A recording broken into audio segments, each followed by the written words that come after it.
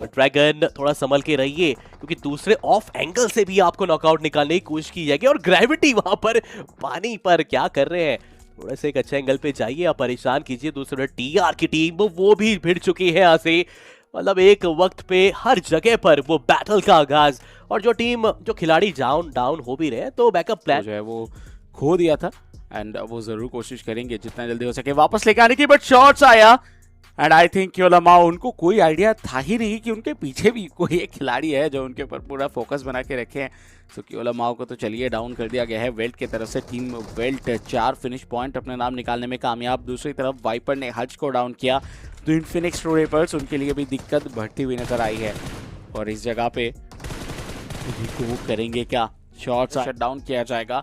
फिलहाल के लिए अगर देखें क्योलामाओ तो उन्होंने भी ग्रेविटी को शट डाउन जरूर किया है। तो फाइट्स तो देखिए चल रही है और इन्फिनिक्स ट्रूरेपर्स पूरे तरीके से अपना बेस्ट परफॉर्मेंस देने की कोशिश करते हुए, क्योंकि वापसी इनको करना होगा। और हम देख पा रहे हैं कि आज कॉम्बिनेशन में थोड़ा सा परिवर्तन जरूर नजर आया है। हाइड्रो, क्योलामाओ, जेली एंड हर्ष हमें इधर देखने के लिए मिल रहे थे, जहाँ से हर्ष वो फिलहाल के लिए शट डाउन हो चुके हैं।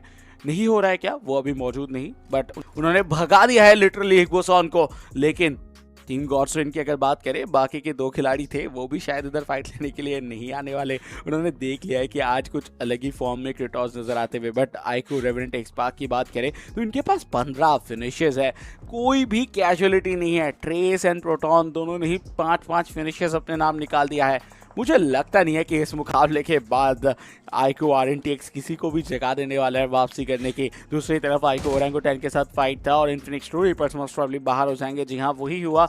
4 एलिमिनेशन पॉइंट के साथ 13 पोजीशन में इन्फिनिक्स ट्रूरेपर्स हमें बाहर होते हुए नजर आए। एक ही खिलाड़ी बस बचे रहेंगे, कितनी देर तक बचे रह सकते वाइपर, वही एक बहुत बड़ा सवाल। आईक्यू ओरंगुटैन का ये पूरा एक कॉन्वॉय शायद जाता हुआ नजर आ सकते हैं, बट इट्स ओनली आतंकी जो है वो एक नॉक इन कंफर्मेशन निकाला है ना। अब उनकी नज़र वाइपर के ऊपर है, अगर वाइपर यहाँ एलिमिनेट हो जाते तो पूरी की पूरी जेनेसिस वो एलिमिनेट हो सकती है without any points while. And they realise कि जितने ज़्यादा टीम्स बचे रहेंगे इन सर्किट में उतने सारे फाइट्स निकालने का, उतने सारे पॉइंट्स निकालने का हमारे पास मौका रहेगा। बट कितना देर अभी लगेगी, मैं तो ये सोच रहा हूँ। इन्फिनिक्स ट्रूरेपर्स अब ये प्रे करेंगे कि उस बान हाउस के ऊपर ना ग्रेड का आदान प्रदान ज्यादा तरह से ना हो जाए। बट हर्ष शॉट्स कहाँ से पड़े थे जेली को ये तो अंदाजा लग नहीं पाया, लेकिन पढ़ तो रहे हैं, बाल बाल बचे वहां से। बट हर्ष कोशिश जरूर करते कि वाइल्ड फ्लैग जो सबसे ज्यादा करीब है उनके, क्या उनका वो खात्मा वहां पर करते नजर आएंगे। नॉकआउट तो काफी अच्छा जरूर निकला है, बट कॉटन वो एक आखिरी खिलाड़ी ऐसा लग रहा प्रतीत होते नजर आ जाएंगे। बहुत बढ़िया था, तुरंत एक ट्रेड देखने को मिलता नजर आया।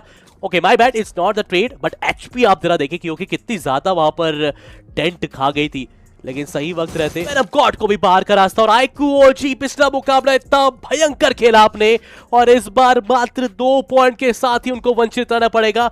लग रहा है कि अब बैक टू बैक और भी टीम्स का कंफर्मेशन, बट जरा क्रिएट तो देखिए। वैनगार्ड स्मोक की चादर बिछा दीजिए और जल्दी लूट करके आगे पर अपने आप को लेके जाए। बट मीनवाइल टीआर की चर्चा करें तो उनके समक्ष वहां पर ट्रॉय तमिल का वो चैलेंज, कियो आए तो जरूर थे लेकिन ज्यादा कुछ फायदा उठा नहीं पाए।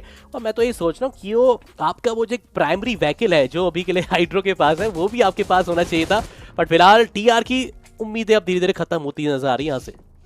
थोड़ा सा मुश्किल जरूर से रहेगा उनके लिए भी यहाँ पे, बट ओवरऑल मैं बात करूँ तो वैनगार्ड वंस अगेन वो बहुत ज़्यादा चुपचाप नजर आ रहे हैं। मे बी वो उस आखिरी मोमेंट के इंतजार में जहाँ पे वो स्टेप इन करेंगे, आखिरी 1-2 फाइट लेंगे, चिकन डिनर लेके चले जाएंगे। वैसे तो वैनगार्ड इस ओवरऑल रैंकिंग में बहुत ज़्यादा को अंजाम दे रही है। ऑलरेडी एक अच्छे कंपाउंड क्षेत्र पे मुझे देखने को मिल रही है 4 फ्रैग्स, बट पीछे सतर्क हो जाए क्रेटोस, क्योंकि वैनगार्ड की टीम आ सकती है और परेशान कर सकती है। और अकेले एक एंगल से नहीं, डिफरेंट एंगल से भी रहेगा। और दूसरी तरफ ये क्या टीआर के प्लेयर्स, ऐसा लगा था कि अब थोड़ा सर्वाइवल देखने को मिल जाएगा, बट चीजें और खराब। और खिलाड़ी रहेंगे ऑफ गार्ड, अगर पकड़े गए तो मुश्किल में पड़ सकते। But well T sports look at them, 4 eliminations for themselves and अभी के लिए एक अच्छा प्रीकोग्नेट वो अगर सही दिशा में जाता तो अलग बात बन सकती थी। बट फिलहाल अगर बात करें इन्फिनिक्स ट्रूरेपर्स, उनके जो खिलाड़ी है वो आए, चारों तरफ से वो यूटिलिटी यहाँ पे डंप किया जाएगा। अंदर उस कंपाउंड के अंदर पे वो सारे नीड्स ड्रॉप किए जा रहे हैं, वहाँ पे बचने का कुछ ज़्यादा चांसेस है नहीं। सारे खिलाड़ी जो ऑलमोस्ट नॉकड आउट नजर आएंगे। जेली को यहाँ पे नॉकआउट किया जाएगा, बट क्योलामाओ आएंगे, आखिरी कुछ शॉट्स कनेक्ट किए जाएंगे। जेली का शायद बचना थोड़ा मुश्किल हो सकता है, बिकॉज वाइल्ड फैंग्स वो यहाँ पे थर्ड पार्टी करते हुए आपको नजर आएंगे। बट खैर वेल टी स्पोर्ट्स उनका एलिमिनेशन आपको देखने मिल जाएगा। As true rappers they have 4 eliminations for themselves. And उसी के साथ आप देखिए कि ट्रूरेपर्स को वापसी करने के लिए अभी बहुत सारे पॉइंट्स की ज़रूरत है। 4 फिनिशेस मैं मानता हूं कि आ चुका है, लेकिन जेली का नॉकआउट होना और उनका बाहर होने के जो चांसेस है वो अभी बढ़ती हुई नजर आ रही है। हर्ष, उनके पास वो 3 फिनिशेस थे जिसके साथ इनकी वो पूरी लड़ाई चलती हुई, क्या उसी फॉर्म को वो पकड़ के रख पाएंगे या फिर नहीं, क्योंकि पीछे से आ चुके हैं वाइल्ड फैंग्स। ग्रेनेड इधर हर्ष की तरफ से आया था, सकूरा को नॉकआउट करने के लिए वो ग्रेनेड काफ़ी था, लेकिन उसी के साथ अगर बात करें तो वाइल्ड फैंग्स के बाकी के जो 3 खिलाड़ी हैं वो भी कैपेबल हैं फाइट निकालने के लिए। उसी बीच देखिए सैम की वो ग्रेनेड में नॉकआउट जो जरूर निकाला गया था। दूसरी तरफ नेबुला के ऊपर भी शॉट जा रहे थे, बट सैम बहुत संभाल के खेलना होगा, एचपी नहीं है। प्ले जोन को तो देखिए, उन्होंने प्ले जोन के ऊपर फोकस ही नहीं किया, प्ले जोन पे भी इनकी एचपी कम हुई और वो बाहर दूसरी तरफ सकूरा होते हुए नजर आए। बट सेंसे क्या वो रिवाइवल देंगे या फिर फाइट लेने के लिए जाएंगे, क्योंकि 2 खिलाड़ी हम देख पा रहे हैं ऑपोजिट साइड पे सरवाइव करते हुए। सेंसे कोशिश तो कर रहे हैं कि डोर पहले तोड़ दिया जाए ताकि कोई भी उनको एंगल मिले तो वो शॉट ले, बट नहीं।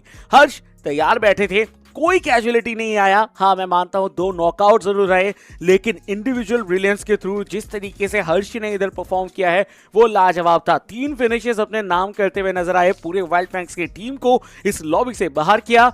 और अगली शिफ्ट के लिए आपको इंतजार करना पड़ेगा स्टेज 4, उसकी तरफ हम जरूर से बढ़ रहे हैं बहुत जल्दी।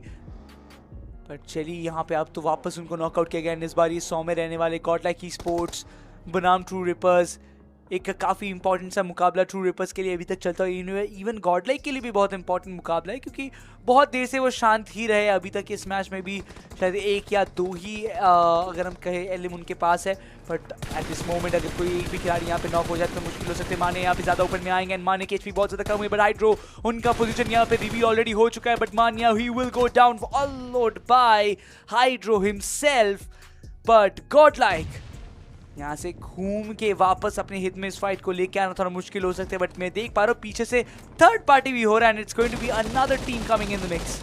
एंड उसी के साथ देखिए ट्रू रिपर्स के साथ ये जो गॉडलाइक का फाइट है, इस फाइट के अंदर मुझे लगता है कि गॉडलाइक का पड़ना काफ़ी भारी ऑलरेडी हो चुका है। जिस तरीके से इन्होंने अपने नॉकआउट्स निकाले थे वो काफ़ी अच्छा था, बट मान्या को उठाना होगा। बात कर रहे थे उसी बीच एक्वानॉक्स की तरफ से शॉट आया, सौम्य को इधर डाउन किया गया। गॉल्ड्रेन वो भी ज़्यादा देर तक पीछे नहीं रहे, उन्होंने एक और नॉकआउट आराम से मिल जाता। बिल्कुल सही, बट अभी देखिए एडन, क्या उनको इधर उठाया जा पाएगा या फिर नहीं। बट उछलते हुए लेंस, काफी बेहतरीन कनेक्शन। एक नॉकआउट तो उन्होंने निकाला जरूर था, लेकिन दूसरा वो नहीं निकाल पाए। उनके ऊपर शॉट आया, वो डाउन जरूर हुए। दूसरी तरफ हिस्पेरोस वो इधर वेट कर रहे थे और कोशिश कर रहे थे कि एक छोटा सा भी एंगल मिल जाए तो उसका। दोस्तों, सबसे पहले और सबसे अच्छी क्वालिटी में टीम गॉडलाइक के हाइलाइट्स एंजॉय करने के लिए चैनल को सब्सक्राइब जरूर करें।